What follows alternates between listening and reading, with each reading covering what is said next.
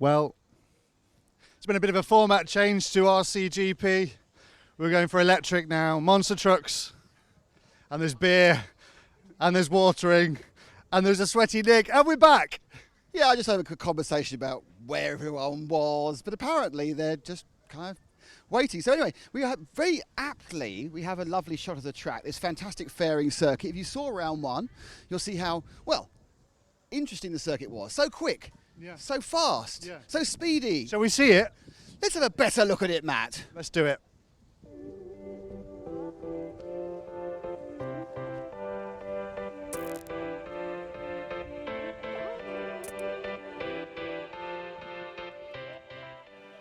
And they're off, and it's a good drive from all the cars. They've got to make, oh, this is very sensible driving by all of them. They kind of backed out of it, and 14 cars streaked down towards us at the hairpin.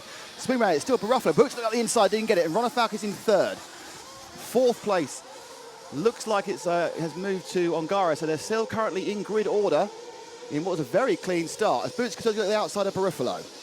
So Baruffalo has the red and blue car. Boots there with the white and orange. Boots with the S-Works joining the championship now. Oh, he's been tipped over, and that's a disaster for Elliott because he'll drop back to the bottom of the field. And also rolling there was Baruffalo. So suddenly the top two have rolled over, and that leaves the case open for Ronald Falk to lead. So Ronald Falk leads. Second place Ongaro, and third place Ogden. So HB first and third. Scampi Rosso in second as they fly over the top tabletop and sweep down at absolute full speed into the camera hairpin. You can see the gaps around last time. They're coming down this straight here. Just when they turn left, oh, and a mistake by both of them, and through goes Kyle McBride into these. So a simultaneous error by both first and second. And now power up the inside, and Ogden gets past me. This is a fantastic opening. So it's now Ogden, McBride, but it looks like, and trying to get up the inside there was Ongaro, and a terrible bit of drive for Ogden. So Ongaro now goes to second. So it's leading, it's Carl McBride from Australian Infinity. In second, it is the Orange Wing that is the only man, the current reigning world champion, Davide Ongaro, and the leader of RCGP after 2 rounds. Now in third place, oh, and it's Carnage that's hit. That was Carnage hitting Ongaro in the air. As McBride now comes round to begin the last lap. He's got quite a bit of pressure as Ongaro now has definitely gained this one. So Ongaro right behind him. So Ongaro will be in the same frame, 0.9 of a second. Just there, the first two are right together in the first qualifying round of round 3 of RCGP. Ongaro looking to start with a win, and McBride looking to get another win. So it's Infinity from Scuderia, Scampi Rosso. Look at Ongaro now looking to get the drive off on the patio. He'll turn left onto the low tabletop.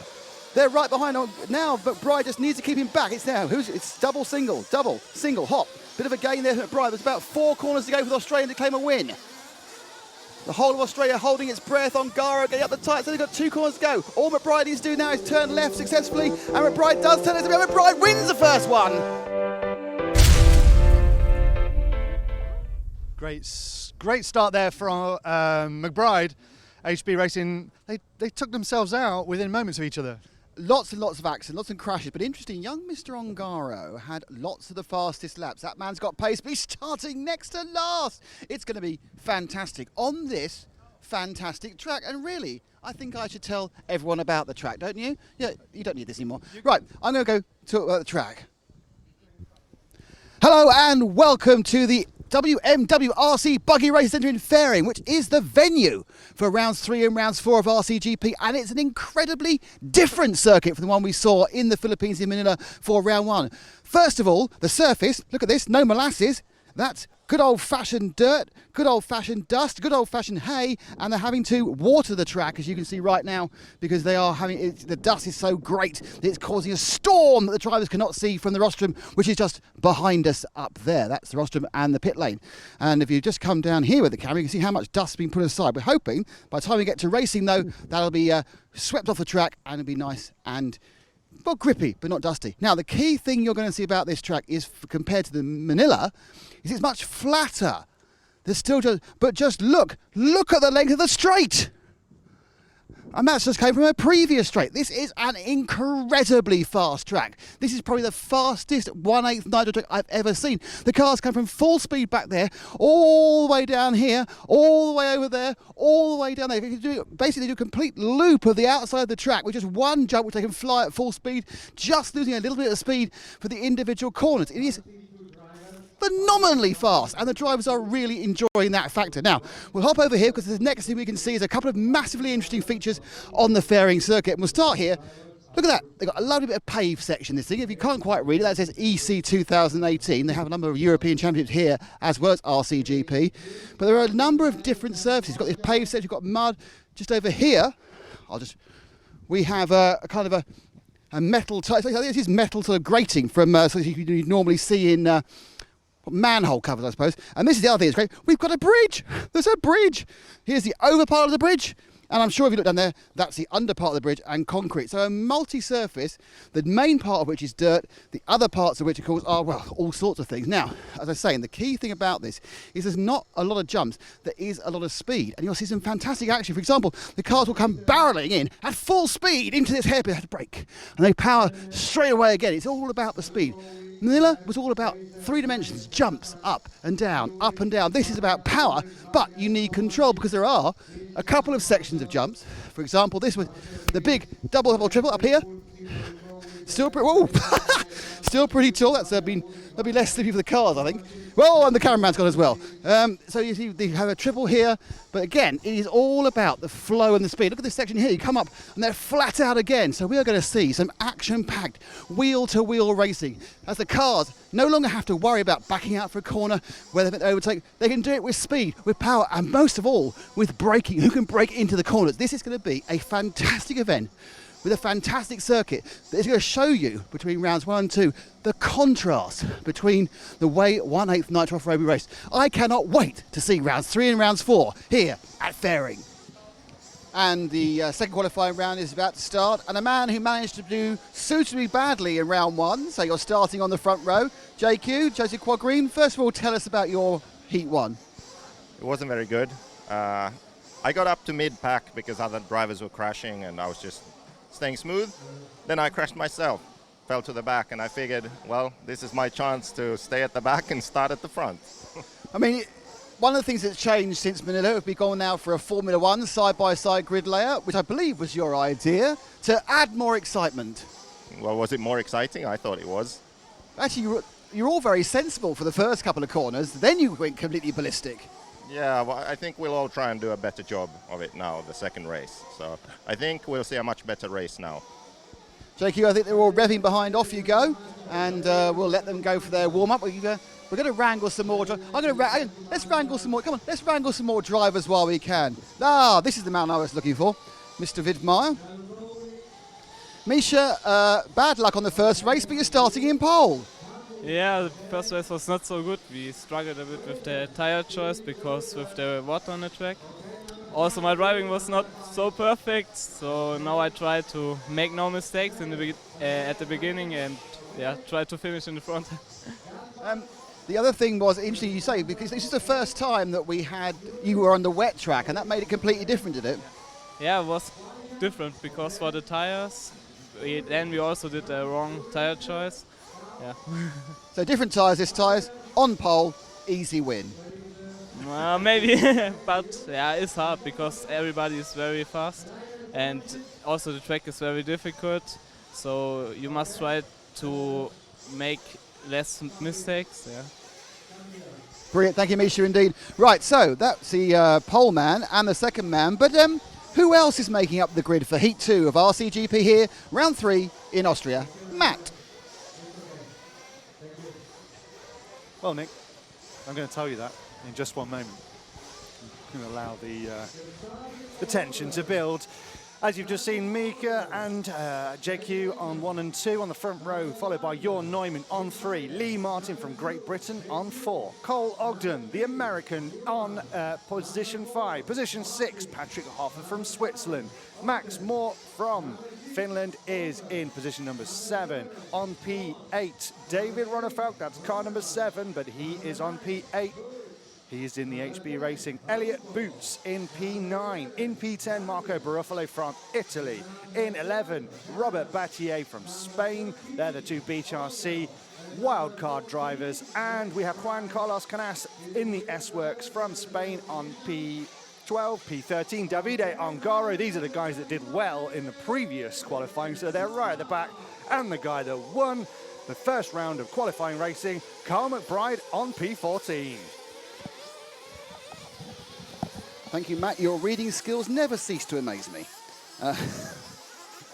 Okay, so we now are getting ready for Heat 2. Just to remind you again of what happened in Heat 1. Carl McBride was the winner, which is why he's starting at the back from Davide Ongaro. Ongaro, interestingly, had the fastest lap with a 39.3. The next fastest lap was a 39.4 from Barufalo and a 39.9 from Booth 5. So there's a few there or thereabouts, but the fastest lap for our winner, Carl McBride, was a 39.8. And his average, his top 5, was also half a second slower than Ongaro, but it doesn't really matter because he actually put in the most consistent run. He wins, and therefore he gets no points, which is a good thing. You want no points because no points puts you at the top of the list. So after one round, he has no point. He also gets 1 point for the overall RCGP Series Championship and for the Teams Championship for Team Infinity. And it's the second race, of course, that the Aussies won. Not used to racing in Europe, so he's done a particularly good job to fight off the effects of jet lag and be successful as well in this way.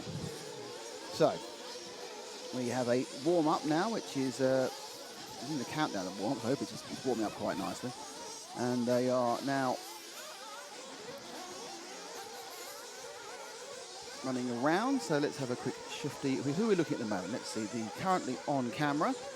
It's it's 2 cars on camera. So I'll tell you which one it is. It's the outside, the inside. It's the outside one we're going with, which was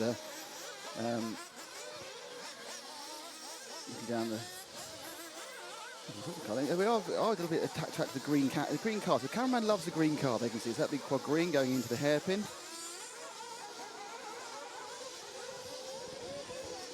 So this is just warm up.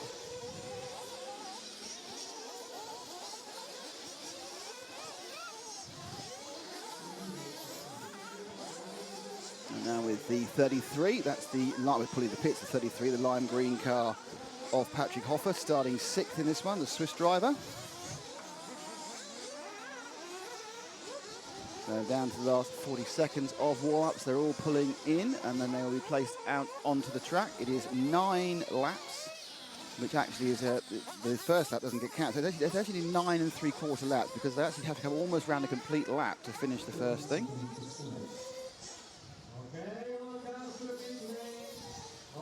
And they're going out to the grid.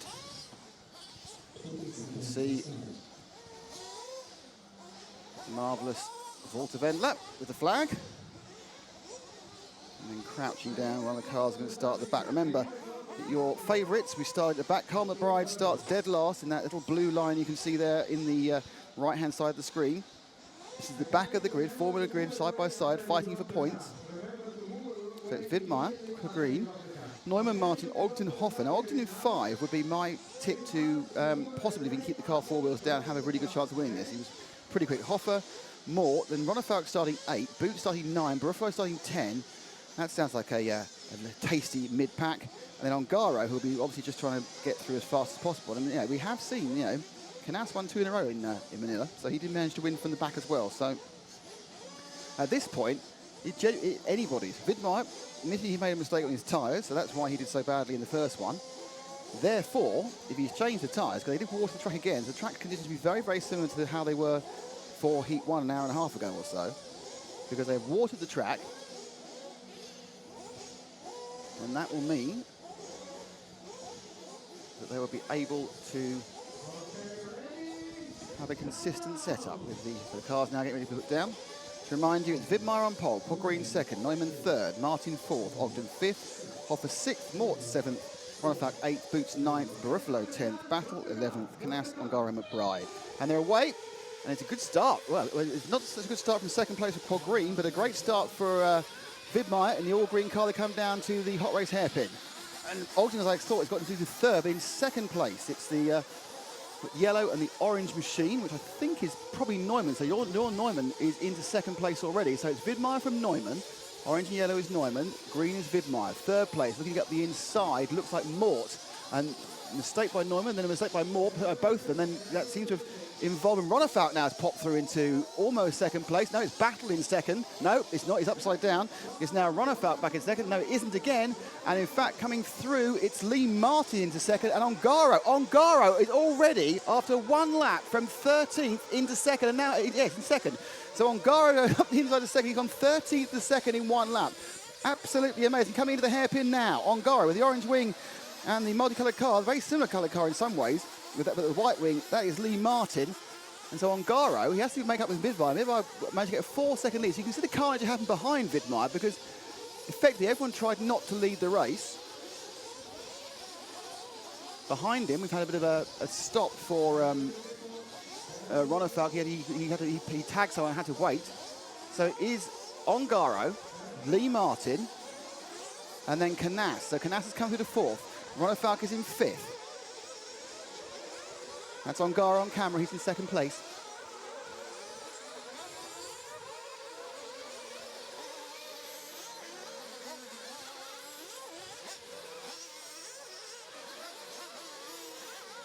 So Ongaro comes through the patio section and hips up to the infinity jump. Comes now down. It's a single triple. The gap to Vidmar last time was still 3.5 seconds. So Vidmar's doing a great job at the front here. A little bit closed down this time. Martin not being dropped, and now Carnage in 4th and Ongaro 5th. So Vidmar comes round the corner. Now Ongaro we're with, start finish, and the lead has changed to 2.8, so 1.4 seconds made. So Ongaro is certainly coming as he streaks up and over the tabletop at the back of the turkey, and then absolutely full speed into the hot race hairpin. A little bit patchy, as you can see on the track on the inside there, as he turns, sweeps to his right and into the patio hairpin. Powers back up on the loose surface and then onto the dirt again as he goes over the infinity jump. And he comes round the triple, which is obviously taken as a double single or a single double. Both of them there do a double single. And very soon, Vidmar is going to start seeing the pressure of the world champion breathing down his neck. You'll see Vidmar there. Vidmar makes a small mistake, just getting going again on the reverse circuit, back to start finish. And they cross the line, bang, bang, and the gap now is down to 0.7 of a second. So Ongaro's gained about 1.5 seconds each of the last 2 laps. It looks like Ongaro now, who's made a fantastic start, probably just by keeping his nose clean. And that's the lead change. Ongaro takes the lead. So Ongaro now leads the race. Little mistake by Vidmar. He seems to be running a huge amount of front ride height and droop. The car really kicks up when it goes past. Let's see if Ongaro can stick with it. And we drop back to our 3rd places now, and that 3rd place is currently Martin in the white and orange and blue Infinity. As Vidmar makes mistakes, so it's now 2nd place is Martin, 3rd place is Ronefalk, 4th place is Carnage, and Vidmar drops to 5th, but out and away is Ongaro. Wow. So Ongaro, another masterclass here. Not sure necessarily everything down to speed. A lot of it is just down to sensible driving. So Martin now finds himself in rarefied atmosphere. He never got this far up the order in Manila, and certainly this is the first time here. So finally, he's got a bit of a break, and he's able to show what he can do. Ronefalk breathing down his neck for 2nd place, and we are now just over halfway on the race. So turning lap 5 of 9. Ronefalk out and away is Ongaro, but now this is the battle of 2nd place. Martin. Ooh, and that the inside, no, not quite. I think Ronefalk, who I think got a wait earlier because he hit someone, and had to wait and lost a bit of time. He's probably going to be very, very careful to make sure this pass is absolutely clean. Martin showing good straight line speed and good control there. Now, Lee Martin actually won a European Championship here at Fehring back in 2012 in electric off-road. So he is a winner here in the fantastic Wendler Arena. And we've lost Neumann. Neumann has retired. So Neumann will start from pole in the next one. So he's flamed out. So it's just dead. Now, interestingly, Martin probably is slightly holding up Ronefalk because now we have a train of 3 cars for 2nd place. Interestingly, it does prove it's quite a difficult track to overtake on. Martin playing the tight lines, and no one really, his electric experience really is playing in here. He knows where to be fast, where he says. Martin, Ronefalk, and now Carnage coming at great pace there over the top of the hills, try and catch him up. Just so you know, Ongaro's gone 5 seconds ahead because Martin is effectively backing up the field with some fantastically controlled driving. He hasn't got the fastest car, but he knows the place, and he just ease out, and they power away again, back up on the patio section, over the infinity jump. And of course, it's the infinity car of Martin that's currently in 2nd place from the HP Performance machine of Ronefalk in the yellow and green, and then behind them, the multicoloured car, which comes blue and red and silver in different colours, and that is Carnage. And Martin is such a great... Oh, Martin finally loses it. Finally, the concentration goes, and Ronefalk gets past him to 2nd place. Can Carnage get round as well? Will there now be a train that Carnage, who I expect is going to be slightly more aggressive on Martin, as they try to knock him off the podium. And Ronefalk immediately released. He's starting to pull the gap, but it's going to be a vain hope to make the 7 seconds up on the leader, Davide Ongaro. So Martin now looking to hold third, and behind him now he has two Spaniards, who's Carnage, and he also has Battle, who and that's the end of that program because there's something a little error, and Martin drops down to fifth, but it put Battle into third, Carnage into fourth. They come over the bridge, drop down through the sewer section.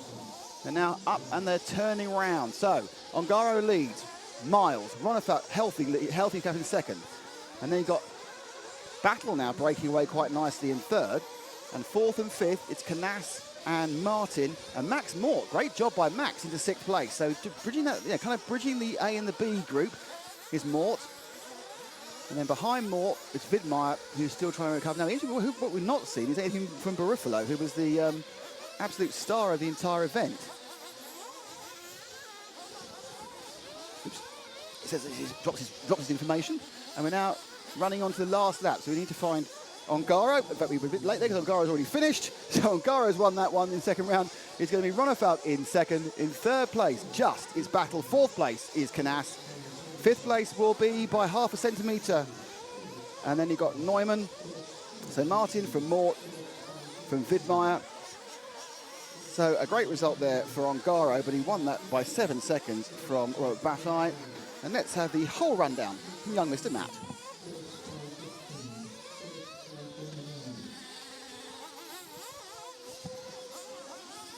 And there we have it. Qualifying race 2 in the books. Davide Ongaro back where you expect him to be. David Ronefeld just where he was in Manila, right behind David Ongaro. Robert Battier in third. Juan Carlos Canasas finishes in fourth. In fifth place, an improving Lee Martin. Mid-table again, Max Mort from Finland, whilst Mika Widmeyer finishes in seventh. Eighth, Joseph Quagwain couldn't transfer his pole to finish. He ended down in eighth. Elliot Boots in ninth. 10th, Patrick Hoffer. 11th, we had Marco Barufalo, who doesn't seem to have the pace he had in practice, whilst Cole Ogden finishes in 12th. 13th, Jorn Neumann, still no joy for him, and Carl McBride starts last, finishes in last. So there we go. We are now halfway through the qualifying races for round 3 of the RCGP World Series, and we're ready to go back over to Nick, who has some drivers. I do. I have a driver who's also carrying all his stuff. David Ongaro, that was quite an impressive first lap, 13th to second. Yeah, I saw some driver made a lot of mistakes, so I try to don't take them. Now car is working great, and we are really happy about the work. So you'll be leaving it alone for the next race. That's it now. Yeah, we put a new tire, the same, because we used this tire for 3 rounds, so it's maybe some finish. So we put a new one, and then we see in the other one. Thanks, David. Well done. And the other David Ronefeld. David, second place. You had an epic battle with Lee Martin. Yeah, I mean, I think we showed how you can race out there pretty clean. You know, some of the guys haven't been doing so in the first 2 rounds. You know, luckily I got the second round there, starting in the mid-pack like I did on 8th. You never know if you're going towards the front or if you're going towards the back in the first couple of laps there. So, you know, I had a decent luck that time, and I found myself up in the 3rd, 4th spot. You know, Davide obviously had the best first lap, coming from 13th to 2nd. Helped a lot when you get that kind of a first lap.